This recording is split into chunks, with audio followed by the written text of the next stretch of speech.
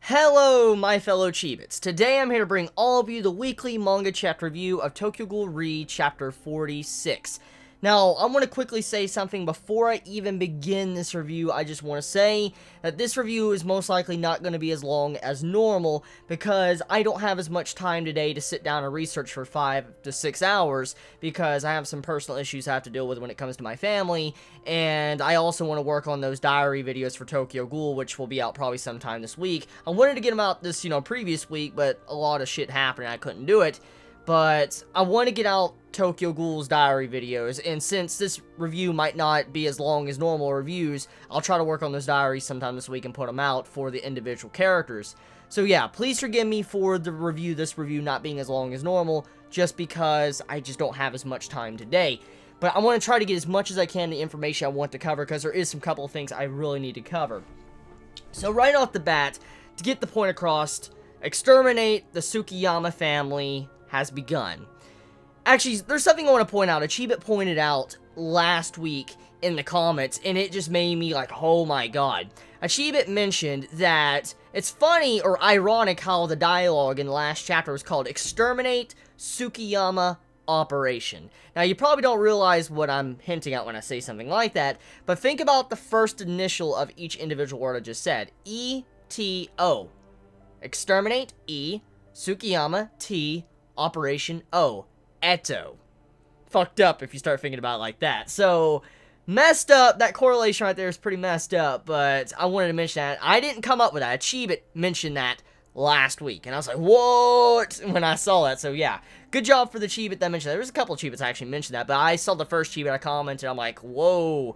So, yeah, the operation has begun, according to what you can see from the first page, and I'm just gonna say right now, this entire chapter, man, just fucking, it broke me. When I read this chapter early morning, I think it was around like 4 a.m. in the morning, and I've been up all night. When I read this chapter, I fucking cried, dude. I straight up cried like a little bitch. I'm not going to even deny it. I cried like a little bitch just because seeing the Tsukiyama family just...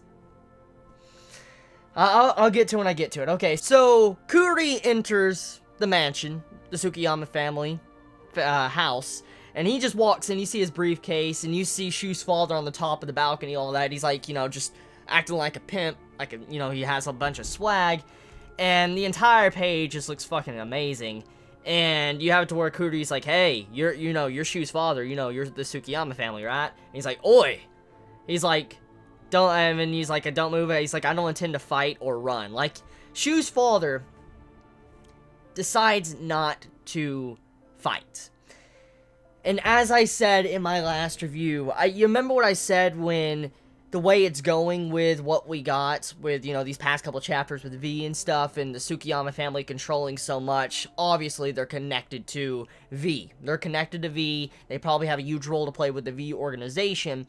And so if you think about it like that, maybe, Shus' father sacrificing himself right here without a fight, in a way, is allowing it to where his son can escape without being harmed. Like, maybe, as I said in my last review, Shus' father made a deal. He made a deal with V. He's like, okay, so I will offer myself up. I'll offer up the entire Tsukiyama family, or, my executives and everybody that works underneath me, as long as you let my son live, and one bodyguard to, transport him out. I'm willing to bet some form of deal like that happen, just because the way it's going on. It just doesn't make a lot of sense why Shus' father would just go out without even a fight. You'd think he would want to stall more time by sitting out and fighting. Like, you'd think it would be a smarter move just to fight. It would be. I mean, if he was to sit there and fight and try to hold off Kuri and all them, even though he would probably die, it would have given more time for Shu to escape.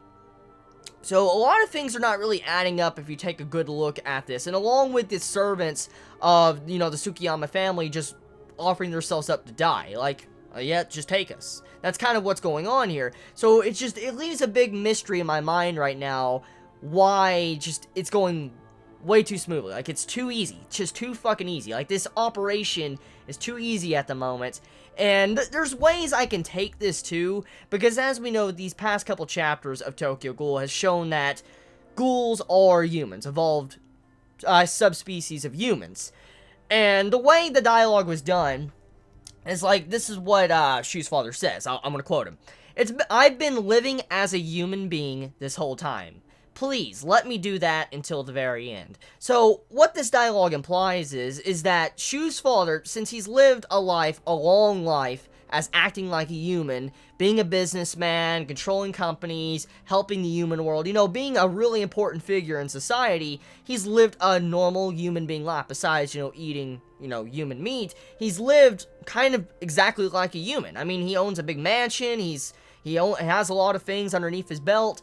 So, of course, this dude was living the life of a human. And when he says, like, hey, please let me go out like a human, in a way, it makes me feel like maybe Shu's father is putting up, like, this image that not all ghouls are monsters like you demonize us to be. Maybe this, once again, goes along with the bridge that, Kaneki might build in the future, because as we know, V doesn't want bridges built, but this actually goes against V in a certain way, because ghouls should be demonized.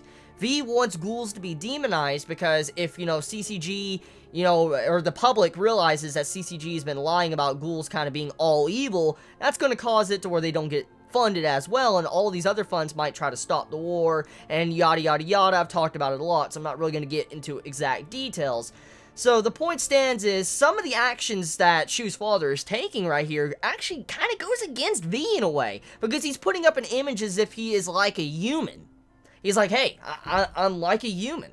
Like, I want to go out like a human. And it might make it to where some of these CCG officers, they look at this dude and they're like, why is this guy that has so much to lose, he has such a big rep in the entire human world, why is he just giving up like this? And majority of people look at him like, you would think a ghoul would be more savage, want to fight for what they have, but they're not. And that's probably not shake up the entire world of realizing this, because the Tsukiyama family is well known. Like, let's take a moment to consider this. The Tsukiyama family is well known in the entire world. Like, everybody's kind of heard their name in Japan. We know they control a lot of shit. And so what's going to happen when the public realizes that the Tsukiyama family just were ghouls, they gave up, and they walked out like they were normal humans. Like, they gave up, and they're like, hey, well, I want to go down like a human. What if the public finds out about that? They're going to be like, whoa, you'd think a ghoul would want to fight back, try to kill people just to get out of that, but they didn't. So that goes to show you what the public might view this entire ordeal. But it's not just that either. You would think someone that is on death's door and realizes that they're giving up their life would fight more for their life. See, human beings, since we do know ghouls are evolved species of humans, all living beings want to fight for survival. They fight for survival, and that's one of the main concepts or themes of Tokyo Ghoul in the earlier stages. I mean, ghouls, fight for survival just to try to fucking survive against constantly being hunted down. And if you think about it like this, creatures want to live. They want to survive. They want to have children. And in a sense, I know why Shu's father's doing this. He wants to protect his son. But why is all these servants willingly giving up their lives just to die like that? You would think a human being or any person, a living being, would fight for their life, their own life, to stay alive. But they're not. So something else might be at works here beyond the shadows. So I don't feel like this might be the end of it. Maybe Shu's father is putting up a face and he has a secret plan that's going to kill Kuri. Because Kuri does have a death flag over his head. We already know this. So maybe Shu's father is going to do something very sneaky next chapter, because the chapter title for next week is kind of suspicious, which I'll get into when I get to the final page. But for now, that's my thoughts on that. Now, other things to get on to. We have it to where the operation, they're talking about, like, how there's tire marks. Of course, someone has escaped the Tsukiyama family's house because there's no vehicles. There's tire marks. And then you have it to where they're all thinking about, okay, so what's going on here? Why did he give up that easy? Is he trying to save some important leader? What is it? When he realizes, they realize that it's probably a child that he's trying to save and get out. And so now they're starting to hunt down the others and exterminate the other members of the Tsukiyama family. And it leads into an entire ordeal that's very sad, because with the actions of what we're seeing here in these pages, is that the Tsukiyama family's coming to an end. Like, they're finding out where everything is. They're realizing where all their businesses are, like the ghouls in these businesses that, the Tsukiyama family controls and keeps under protection. just so many things that, have been probably going on for many, many years, probably decades, is now being undone. All this hard work is being undone in a matter of hours. And to see it like this, it's very saddening, because, imagine if you, even though you're a ghoul, and ghouls are supposed to be evil, if you had all these jobs for regular humans to work into, and even ghouls, and you're helping people, live a normal life, all of a sudden this is gone in a matter of hours, it's a tragic thing. It's really tragic. If you were to lose your job, and let's just say you're a regular human. We're all regular humans, of course, but you're a regular human, and then you realize that your boss is a ghoul, and then because he's a ghoul, the entire corporation goes underneath, like underground, and you're like, fuck, I don't have a job anymore. What's gonna happen if you have kids? You have 5 kids and a wife, and your bill payments are coming in. That's going to be some shit right there. You're going to go through some hard times. So, this entire ordeal is tragic. Not just for the Tsukiyama family, but for anyone that has worked in these corporations. It's a bad, bad day. Very bad day. Okay, so, Shu wakes up. In this part alone, the best way to summarize it is just the fucking stab and twisting a knife in the damn heart, man. Just, Shu wakes up and he's like, Masume, what's going on? Like, where am I? What are we doing? And then you have it to where Masume, he's like, hey, we're going. Your father told me to take you out of here. And then, your father has been taken in as custody. It's all over. Tsukiyama family's gone. And just, as you see the conversation go on and go on, Shu, he has it in his mind, he has a realization, and this is what he says. And this is when I fucking broke, man. Shu says, so we can escape. This is just like, and then he remembers Yoshimura. Oh my god, dude, fucking.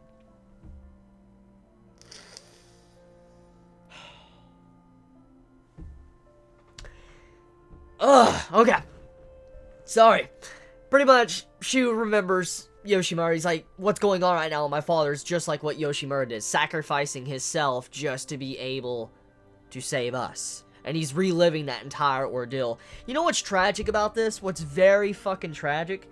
Kaneki indirectly has caused this entire ordeal with what's going on with Shu's family. If it wasn't for Kaneki wanting to go off on his own and putting Shu in the state to where he went crazy and insane, like, if Kaneki in the end of part 1 didn't want to rush off and do what he did and get himself into predicament to where now he has lost his memories and now he has a split personality Sasuke Heise, if it wasn't for all of this, Shu wouldn't have went insane, and then his family might not be in this entire ordeal right now with everybody fucking dying. And Shu wouldn't be this depressed. So you could kind of chalk this up as, like, Kaneki caused this. So it's kind of fucked up when you start thinking about that. And it's sad. It's very sad. I wonder if Shu will ever come to realize that this is kind of Kaneki's fault in a way for what he did. But for now, let me just move on. I want to fucking cry my eyes out. With some of the dialogue, too, I want to mention, there is a tarot card reference, and I do want to take a few moments to talk about this. On page 10, I guess page 9 if you're not counting the color page. If you're counting the color page, page 10, there is a panel with just a moon. Just a regular moon. And I want to take a few moments just to mention this. If you did not know, Tsukiyama Shu's tarot card attached to him is the moon tarot card.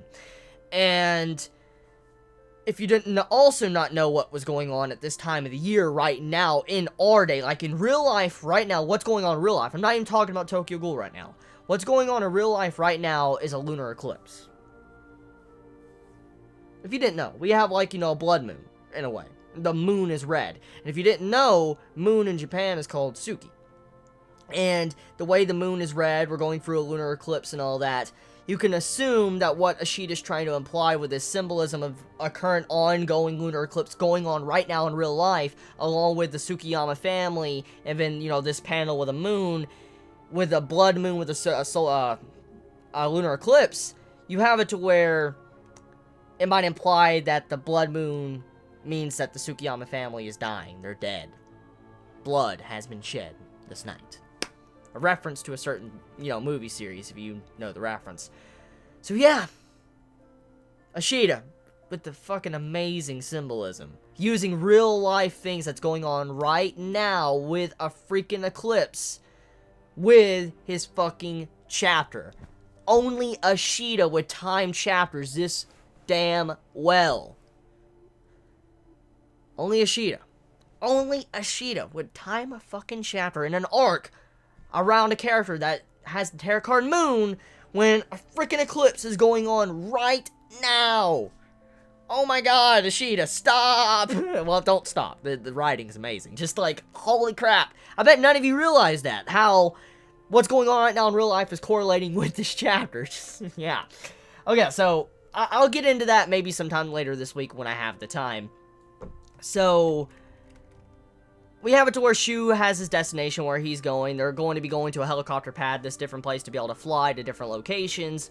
And you have it to where these other ghouls have been working underneath the Tsukiyama family for so long and been helped out probably by Shu's father in the past. They're like, oh, hey, it's the young master. Oh, he looks, intelligent as his mother's eyes. They go into this entire long conversation of how they owe Shu's father a big one.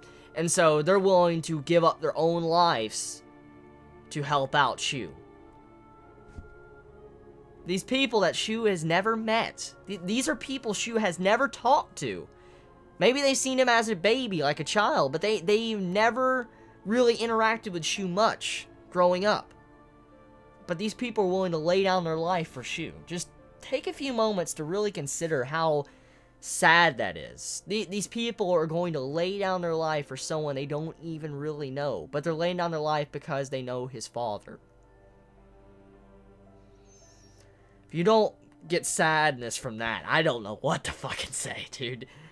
Like, I'm trying my hardest right now to hold back my tears. Like, I really am right now, because some of the shit right here I'm looking at, I don't want to read the panels. Like, usually when I'm doing these analysis reviews, I read the panels just to make sure I know exactly what I want to talk about. But I really don't want to even read some of these panels. Like, I'm looking at the pictures, I'm about to choke up. Like, I'm choking up because it's that sad. But as Shu realizes, his trip to, go to the helicopter and escape, he starts thinking, he's like, now I understand how great my father was. Like, I realize now how great of a person my father is. To be able to build such a corporation, a society, to be able to house humans and ghouls, and to be able to allow them to live in peace and happiness. Like, that's the type of man Shu's father is. He has built a corporation, a business, to allow people to live in harmony.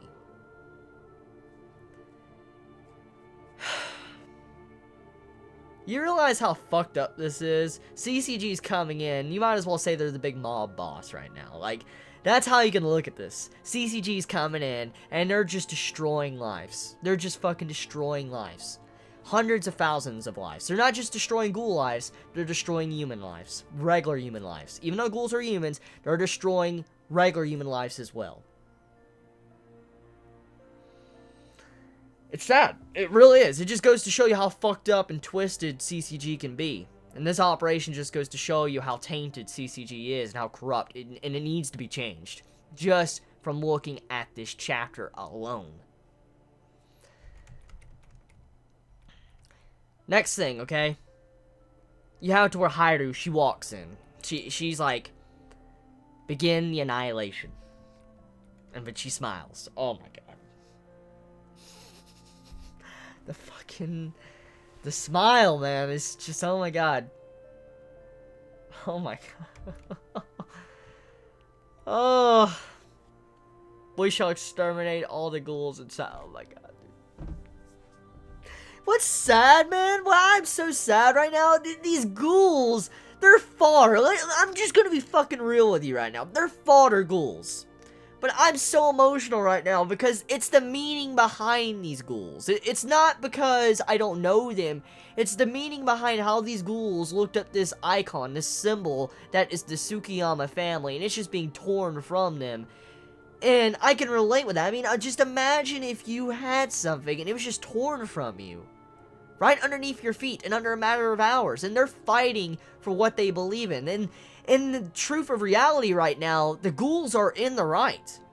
They are in the right.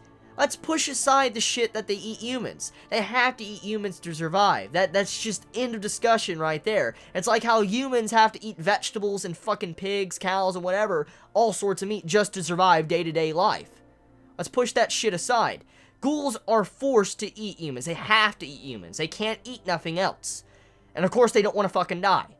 That's why they eat humans. And if CCG got off their fucking sorry ass in trying to make something that could help out ghouls to eat something besides humans, this shit wouldn't be happening. But no, V wants to be a fucking corrupt organization and just shit on everybody. I'm not mad with the series. It's sad right now just to see how these ghouls right here are fighting for what they believe in, but it's being torn away from them even though they don't deserve this.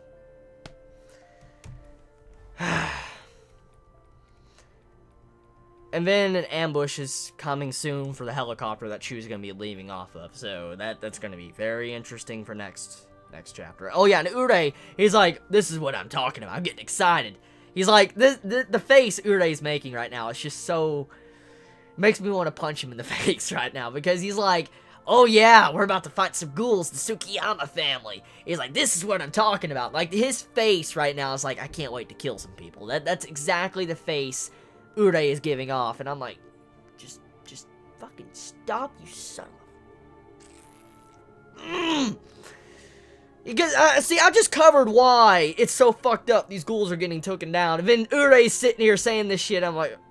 But this, once again, goes to play with the role of how, you know, ghouls have been demonized. So, it's not really Urei's fault, it's just his upbringing. So, I can't say nothing to that. And then, we have it to where Sasaki says, you just wait, Tsukiyama. Pretty much, he's coming after the Tsukiyama family.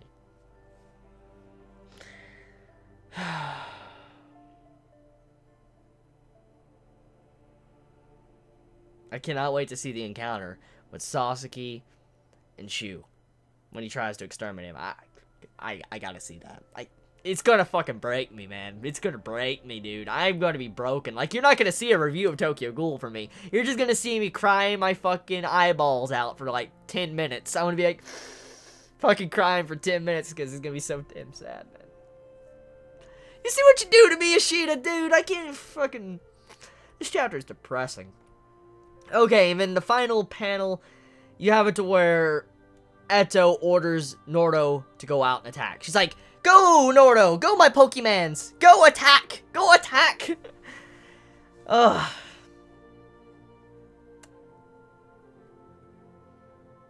If I had to bet, Eto's probably sending out Noro to go fight Kuri. If I had to place a bet, that's probably what's going on here. But we'll see. Oh yeah, the next chapter title is called The Tsukiyama Family Scheme. So that's where I was getting at in the earlier part of this video. Scheme. So maybe Shu's father has a plan up his sleeve to be able to fight back, but who knows. For now, that is my review of Tokyo Ghoul.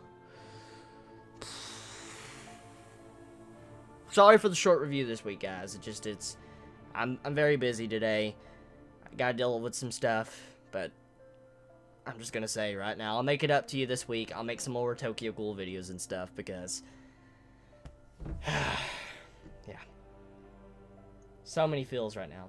So many fucking feels. And Nishida, you do this shit to me. I'm broken.